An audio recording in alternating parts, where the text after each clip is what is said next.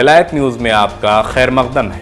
مسجد Al-Aqsa میں ہوئی نماز جمعہ، 50,000 نمازیوں نے کی شرکت۔ بیت المقدس کے ادارے اسلامی اوقاف نے اعلان کیا ہے کہ بیت المقدس میں اسرائیلی حکومت کی جانب سے سخت سیکورٹی تدابیر کے باوجود مسجد الاقصی میں جمعے کی نماز میں آج 50,000 فلسطینیوں نے شرکت کی۔